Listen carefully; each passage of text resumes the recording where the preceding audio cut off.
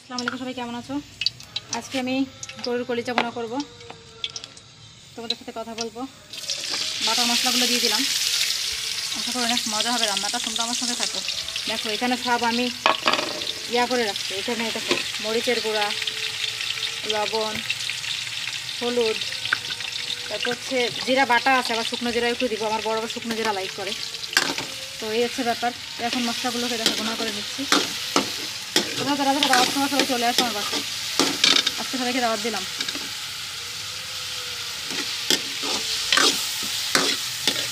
দেখো এখন একটু সব কিছু দিয়ে দিই মশলা।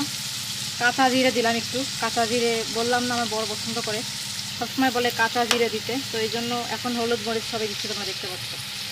দেখো বন্ধুরা, আমি একটু মরিচ স্বাভাবিক দিব, কারণ ভালো লাগে একটু মরিচ হলে তরকারিটা খেতে ভালো লাগে। সব কিছুই দিয়ে দিলাম হলুদ। এখন এটা নাড়াচাড়া করবো। দেখো মশলাটাই কষিয়ে নিচ্ছি সুন্দর করে, বেশ ভালো একটা কালার এসেছে। মশলাটাকে অনেকক্ষণ কষাতে হবে। কষানোর পরে এটা তারপরে আমি দিব হচ্ছে কলিজাটা। ঠিক আছে, দেখতে থাকো তোমরা। গরুর কলিজা ভুনা হবে আজ। দেখো তো কত মজা রান্না হবে আজকে। তোমাদেরকে দেখিয়ে দিলাম। অনেকক্ষণ ধরে মশলাটাকে আমি একটু জ্বালিয়ে নিচ্ছি। হালকা একটু পানি অ্যাড করবো। হ্যাঁ, যে মশলাটা ভুনা হয়ে গেছে, দেখো কলিজাটা দিয়ে দিলাম। ধুয়ে রাখা সেদ্ধ করা কলিজাটা দিয়ে এখন এটাকে মাখিয়ে নিব এইভাবে। আর আমি তরকারিতে হলুদ কম খাই।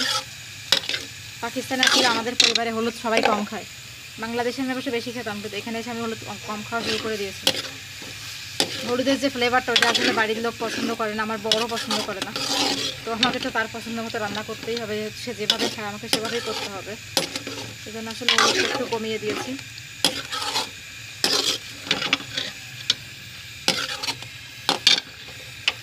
দেখতে পাচ্ছি তোমরা আমার রান্না।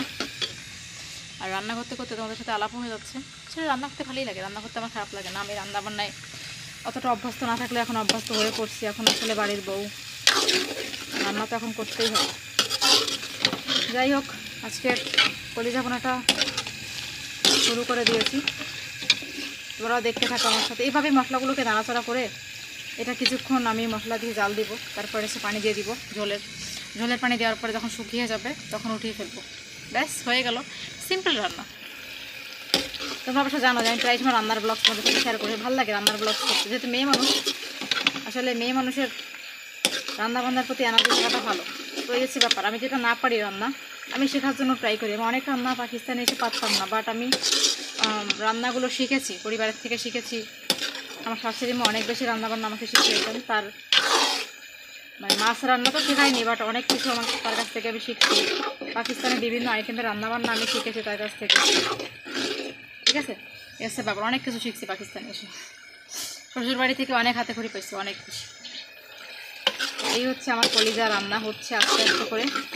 আর এটা তো আমি জানি যে সবারই অনেক বেশি পছন্দ, কম বেশি যারা আছেন অনেকে অনেক পছন্দ করেন এই রান্নাটা। কলিজা ভুনাটা আসলে কান্না পছন্দ করেন।